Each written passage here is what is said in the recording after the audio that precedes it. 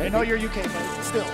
I know, I saw what I did there. Anyway, this is it, ladies and gentlemen, in the arena. Can we make some noise for this grand final?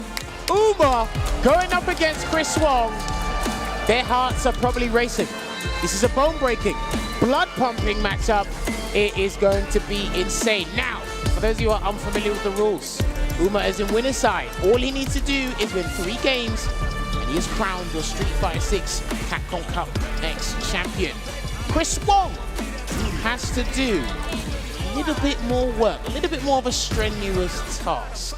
He's got to win 3 games to reset the bracket to put him and Uma in the same position. He's got to win an extra 3.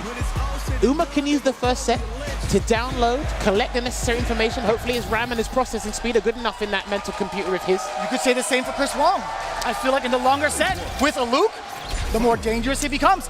So let's see it. Here we go. Grand finals time. Uma versus Chris Wong, game 1. Already had an accidental overhead there, and the fireball did stop the drive rush in his checks here. So I want to see what Chris Wong adaptation he's going to learn on the fly, because he had no real time to think about this. He's had to make that loser's run. Going up against difficult opponents. Gets the anti-air there, does Uma. A very, very deep uppercut to catch the anti-air. And speaking of catching another normal crouching medium punch, getting more than enough damage towards the end with the flash knuckle sequence spine buster. That's 1. Gets the drive rush into the throw for the positional advantage there. Almost try to get the perfect parry on the slow-moving fireball there. Oof! No cancel. I think even Uma jumped out of his seat. And that's going to be the round there. Take it away. Doesn't even need to spend any super, because a perfect light flash knuckle will take that first round here in the grand final. Again, with this run back, you can expect Chris Wong to come in with a different approach. Oh, but that was a huge error. That had to be a little overlap to try to get the uppercut. Give him the benefit of the doubt. He definitely didn't want that for sure, but he will make amends. That's what Chris Wong is excellent at doing when he blunders in any sort of execution error. Then there's a forward throw there, gets the punish counter and the meter gain. Drive reversal. He's trying to activate something there, but it didn't quite work out. Uma. Very, very deep Tencent Rin, and this is going to be huge. Feng Shui engine, what's the defensive choice? Going to be like for Chris Wong. He's sitting down, he's keeping it steady. Oh, the juggle, that was huge! What a pickup from Uma off the anti-air. On the same side, still great block from Chris Wong, but life is winding down, and so is the Feng Shui. This is what he wanted to target in, and gets the throw. That was not a punish, though. And block on the overhead, he's trying to get a perfect parry instead. Can he burn him out? The combo should do it. No! He didn't want to burn him out. He's saving it because he wants to take the game. Oh, damn, that stare down. That respectable, wild stare down there from the 2. Staggers the light, gets the grab. No shot! Perfect parry! Ain't no way you're trying to do that at the last second. Uma completely ready for it. In fact, that's what he did towards the last end of the first set in winners finals against Chris Wong. Dude, the fact that he's ready and calm to do that at this late stage in the tournament, props to him, man. So many people would have capitulated in that scenario. And there's a DI. A very rare drop from Chris Wong. This is going to be everything for Uma. He might get the burnout. He does secure it. This is why I think Feng Shui is pretty decent. He gets the fuzzy jump medium punch. The anti-air as well. He's got to deal with this. He's going to harass him to hell. There we go with the stand medium punch. There's a forward throw. Throws it out just in case he's going to check with something else, but it didn't quite work out. There's a delay, and here comes Pale Rider. It's going to fully refresh that drive meter there for Chris Wong. A little bit of a difference. It is critical art territory. Chris Wong, what are you going to do on offense? You have your gauge back now. Block on the overhead, low on drive gauge. He's trying to run away, so he has at least 2 bars to work with for something, Uma. 1 drive rush cancel from either of them will do the trick. You see the patience from both ends. That was a little scary. And a little bit of the stutter step too. Chris Wong, immaculate spacing to get the stutter against Uma. And that was off of a crouching light kick. Well, this is the big thing, especially at this late stage and high level of the game. Your drive rush cancels from lights are such a turnaround. They are such a pivotal thing to use because it can go into heavies because of the extra frame advantage you can work with. And that's what's been saving Chris Wong time and time again. There's a drive impact there, and he's going to go for the jump conversion instead. This is a pretty decent damaging conversion there from Uma. Oh, that was slightly delayed. You did see the counter hit as well. Uma is to dash up again, enforcing the point with those lights, or excuse me, with the pressure instead. Forward throw, punish counter. Uppercut. No! Well, okay. he still got it. That was actually so slick for Uma to go for the crouching heavy punch anti-air. Nothing too committal with Tencent Rin, right? Because Chris Wong had the option to go for the air flash knuckle. Slowing it down there, throws out an OD fireball in the neutral. Chris Wong still trying to do it, and that looked like crouch fierce drive rush cancel. I think that was the button I saw. There's a delay, blocking it out here is Uma, trying to get out of the corner here. There's the neutral jump. He's got to be careful as well. Still holding it down, trying to find a drive rush cancel in some way, and luckily the store stopped that. But Chris Wong capitalized on the whole scramble. Very deep, and that safe jump with the hammer. At the same time, so deadly. Respects. And the counter DI for the round. That's going to be brilliant, and we've got to give props because the prior sequence, he actually allowed Uma to get a regular jump, but he thought he was going to do something else like the Shah was doing earlier today, and he was able to block it out and get punished before he had to do that counter DI interaction. Very high-end risk from above. Let's see if Uma ever goes to that tactic again. In the meantime, let's take a look at Chris Wong in the way he's controlling the... Oh, what in the world? You react to the flash knuckle? Oh, that was beautiful. That was actually beautiful. That project was beautiful, for sure. So was that. Perfect parry, puts him in the corner, can burn him out. And that's why he's trying to avoid getting burnt out. You're gonna have to make a choice, do it on your own volition. Oh no, never mind, Chris Wong's gonna do it for you. He's gonna confiscate your drive gauge with the eraser. And he's gonna get a nice little Oki situation here. Back What a read defensively. It's gonna be the feng shui engine. Let's see what Uma can make out of this. The corner carry, safe jump. Significant as well. Oh, yeah, that was hot air. He didn't have anything. He didn't have any sword. Zero Fukaji to the tank, and also 0 life left. Chris Wong with a dominating 2-0 thus far. Well, I wouldn't say dominating. That was actually pretty close in rounds as well. But 2-0 nonetheless for the side of Chris Wong. One more win for him will reset the bracket, but we'll see if Uma has something to say about it. But what does he do at this point? He's actually done all he can, but again, the damage disparity between these two characters, it's not night and day, but it's something close. And sometimes you have to overextend to even force a Luke player to be galvanized into doing something they don't want to do. And Chris Wong, his mental fortitude right now is amazing to see. Let's see if Uma can turn this around. Stand fierce into the drive rush cancel. He will get that flash knuckle conversion across the screen. Ooh. Tries to base something there. I love the high-level players doing drive rush cancel into specials, even if it helps level up something there. What a snipe out too with the heavy. Chris Wong immediately seeing green, immediately passing out into red for Uma. A lot of damage coming in. Yeah, he's gonna be facing about this as well. He was looking forward to that fireball. He was trying to escape, but that roundhouse chase down after the drive rush. Sneaking in the drive impact as well. Tencent Rin, what are you gonna do about it? Backdash there, and he didn't do the jazz, but he gets a second chance, and that missed. The heavy release missed, and that's gonna be blocked. That's gonna be parried. Even more so. Uma with the retaliation on the board. First round of game 3. Oh, damn! I like that. He immediately stopped the momentum to stop the drive rush, check on the crutch, and medium punch there from Luke Uma. And again, dashes into danger. And again, trying to go for the anti. They haven't been working against Chris Wong. I noticed against Chris Wong, they haven't been working, and he tried to make amends, but it didn't work out. And Chris Wong is going to build an abundance of super meter here, but he's going to do a safe jump instead and deal with this the honest way. Oh, wow. I was going to ask, does Chris Wong force the critical arc out of Uma with the drive impact? No, instead, still manages to clip him. I was talking about in the corner, right? You have a character in burnout, you have such a significant life lead, and there's a critical arc stock. I was wondering if Chris Wong would have gone to that decision. But either way, that's all said and done with. Into the next round, Uma still sitting at 3 bars, Chris Wong at 2. Great defensive sequence there from Chris Wong to regain the drive gauge lead here, and he's just waiting for anything, some movement to react to.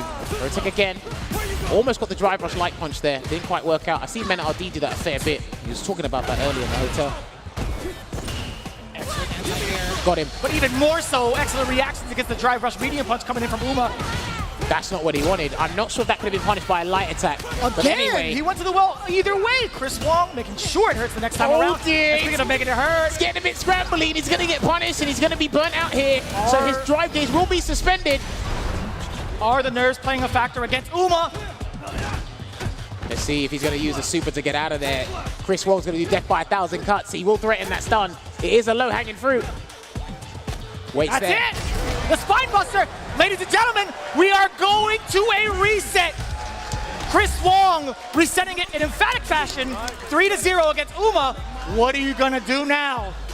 That's the question here. Taking a sip of the water, staying hydrated. Stay hydrated, gamers at home. That is super important here. I think even because it was 3-2 in the winners final, that could have gone either way. I think after that point, he said, okay, I know what I must do if I get my potential run back, which that has come to fruition here. Dominating fashion in this first half in the grand final. So this is our final 3 games here at Capcom Cup 10. Somebody is earning $1 million after this first of 3. I am so glad we are commentators because I would not want to do this. I felt under pressure the moment I walked through the door, Jammer. That's why I'm not a player. So, let's see. The beginning of the end. All tied up again. Losers bracket for both here in the grand finals. Uma now brought down to Chris Wong's level. Let's see if he fires on all cylinders right now, and he goes for staggered pressure here. Loses a lot of drive gauge in the process. Or something, and a hard read there with the jump. He wasn't doing that in the first game, and that was a read on the Sandblaster for sure. And I saw a backdash there from Chris Wong that gets punished. And he's going for all the OD moves there. Is Uma. And look at this. Got to bait something. A huge difference in aggression. Chris Wong not ready for it just yet on defense. And this is going to be great. You know, Uma, he could take this damage. But what happens after this situation with the advantage on knockdown? Excellent defensive choices. And the punish counter. You know what? Either way, if it was a fireball or not, even in normal, Chris Wong didn't have enough life to retaliate with a DI of his own. Well, Chris Wong reeled back in his seat because I think even he was surprised at that choice that Uma made. But he's got to switch things up. And boy, has he done it. And delivered in spades in that first round. Get the crouching medium punch there. He's looking for the conversion there as Chris Wong, but Uma's making him block, so he has to change his mind. Suppressor didn't whiff. Oh, the uppercut. No slam dunk there as well. Walks forward there, and then walks undone. No punish counter, but he got something to work with. The punish counter is there. Another, actually, he's going to back away. No big conversions. Thankfully for Uma's sake, it's a walk out of the corner without any big damage. You get all the real estate to work with, so I think it's the safest and most conservative choice. And here comes the Feng Shui engine again, and he lets it rock. The delayed hit. Oh, that was a counter hit. Was that delayed from the side of Uma, or was Chris Wong just really adamant about pressing the button? Go for a safe jump there, either with the jump medium kick. Throws in the fireball to cover the entry. Still not throw teching there as Chris Wong. He's not panicked yet. When he starts throw teching, he'll panic. He's holding it down here. Uma can't take an action just yet. Chris Wong knew that. That's why he's trying to make sure he does as much drive gauge damage as possible to keep him in the amber. But all systems go with the green. Just weighing it out here. I think for either player, any single hit confirm can lead to destruction, and Chris Wong is threatening that with that exact crouch medium punch within the space. He's threatening the ranges. Still resilient on defense, exuding that patience there, and there's a trade that was fine. We can take that, but Chris Wong might try to bait him into doing a button and catch him with the second crouch medium. Let's find out. With less than 10 on the clock, we're gonna see some really antsy movement. Back throw. I think Uma's still got the lead, and now he doesn't. Yeah, he parried with 2 seconds on the clock. That was a very interesting decision. I'm surprised about that. Got Chris Wong the round. Good pressure there. Almost in burnout in 90 seconds here is Chris Wong. I know he's got 2 bars, but he's got to be very careful. He's got to make sure some sort of attack connects. Ooh. No anti-air. I totally understand that because how Uma had delayed his dive kicks. I totally respect that decision from Chris Wong. And even more so, the buttons from Uma on the way out. On wake up, now we got the low forward. It's time for the Feng Shui. Let's play indeed. Here comes the safe jump. Oh no, he goes for an empty jump instead. The super gauge is actually depleting rapidly here. Gets the overhead into a store, and he didn't believe in it, but it wasn't the juggle version of the Fuha store. Man, he's gotten so much damage after, what, 2.5 sequences? Still not going for the rising uppercut anti-air there, and he's just going to hold it down here, Uma. He's got to be very careful. Ooh, that could have been whiff punish from Chris Wong. Still blocking it out here. Lovely defense here. Doesn't get the perfect parry, but yes, I'd send him away as well. I do not want to deal with a Chris Wong with low vitality, and he gets through it. Wow, what a smooth criminal. This man reacted to the Sandblast with a drive rush, and even more so, OD 10-cent rin for the invincibility. What a play from downtown. He's lucky as well because the combination of having a good hitbox on the uppercut, and it's a forward-moving move. Forward-moving. And of course, having the hurtbox on the Sandblaster.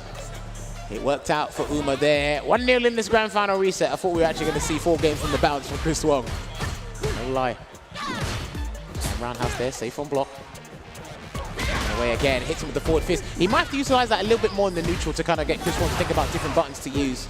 He's readjusting his spacing because of that button until he runs into danger there. It will be the flash knuckle conversion. Again, the anti-no option for Uma. It really hasn't. It really hasn't worked. For any of the juries against Chris Wong specifically. All right, that's going to be the rounds. Does he need his level 1? There's the Vulcan Blast. Puts 1 round on the board in this game 2 of the grand final reset here. Does Chris Wong. Damn, the mental stamina these guys have is ridiculous. I was just about to comment on that. Chris Wong still firing on all cylinders with the offensive sequence. Now you get the corner pressure. What's it going to be? Uma tried to maybe walk out. You did see the low get checked from Chris Wong with the full conversion. No, sir. No hammers here. All Tencent. Denied. And there comes the Feng Shui again. Doesn't want him to drive reversal because it'd be a lot of drive gauge. And he swatted him away like a newspaper to a mosquito. Takes it straight to the corner here. Lovely safe jump there from Uma. Drive reversal, keep him there. This is good. Forward throw. Even got the backdash towards the end of it, actually. Challenges immediately after a frame advantage button there with the stand medium punch.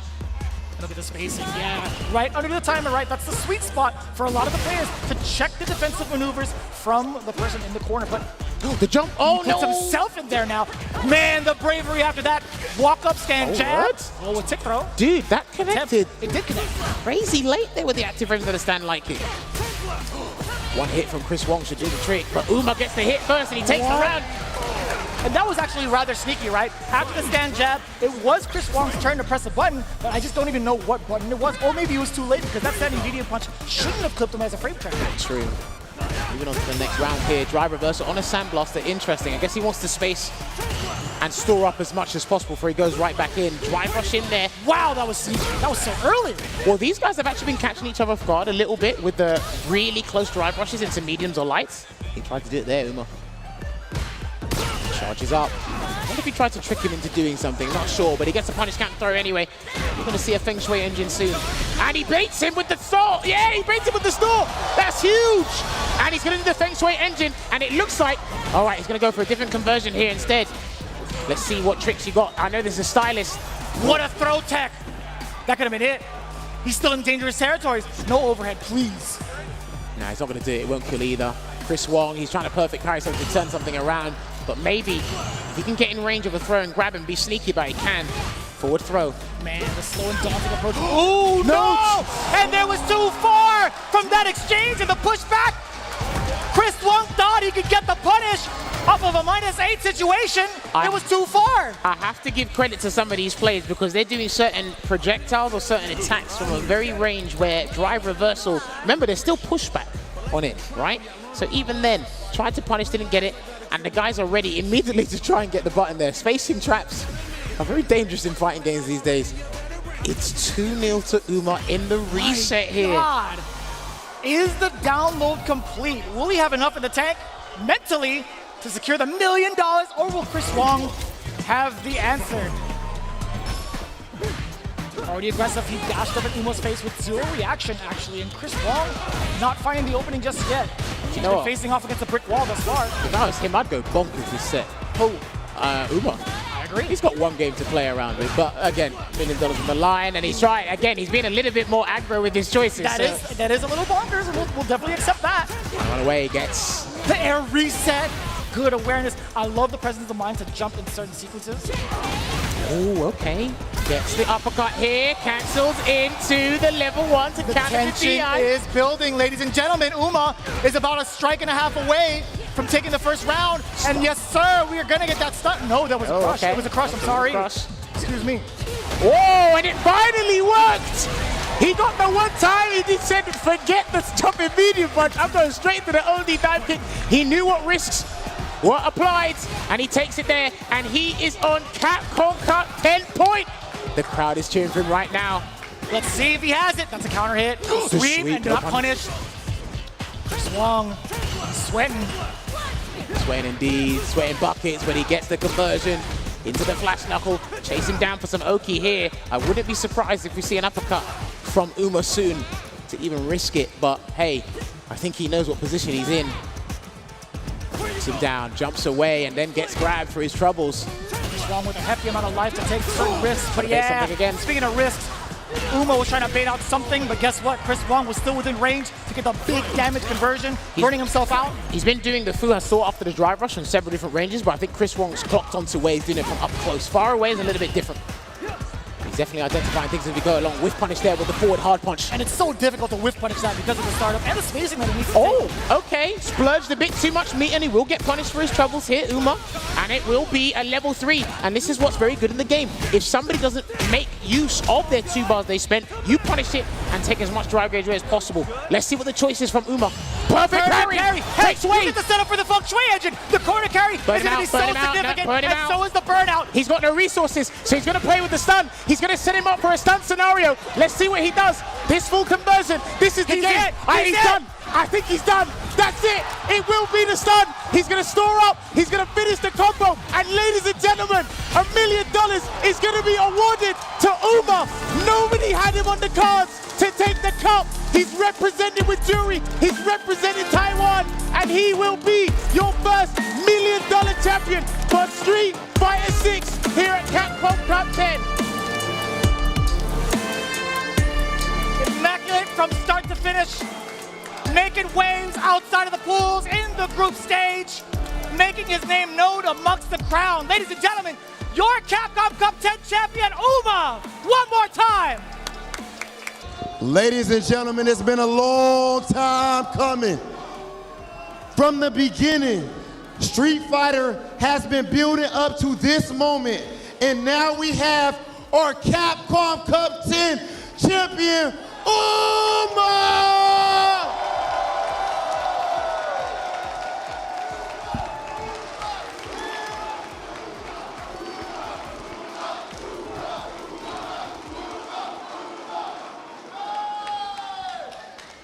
So Uma, you are from Taiwan. Hold on. Oh. Here's my man Shin. Okay, can we please clap it up for Shin out here for the translation, ladies and gentlemen? Okay. So Uma, you're from Taiwan. How much has your community supported you in the process of becoming a champion?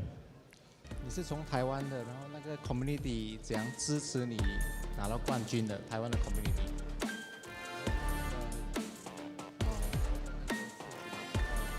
我很感谢台湾的社群还有我的家人，一直很支持我参加这个格斗比赛，所以我今天才有机会拿到这个冠军。You want to say thanks to the whole Taiwan fighting game community and his family and friends. That's why he has a chance.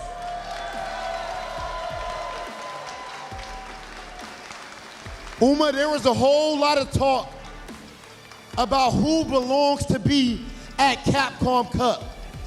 A lot of people doubted you, and now you have proved all of them wrong. When did you know that you could win this tournament? When did you know that you would be the Capcom Cup 10 champion?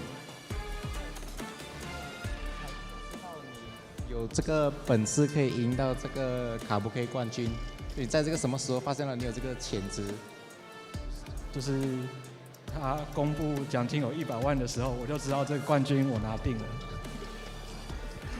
He says when the Capcom announced the prize money of 1 million, he says that he knows he's gonna get it. Well, Uma, speaking of $1 million, I think I got it, brother. Don't worry about it. Speaking of $1 million, I think you need 2 hands for something else right now. Ladies and gentlemen, make some noise for our first FGC millionaire!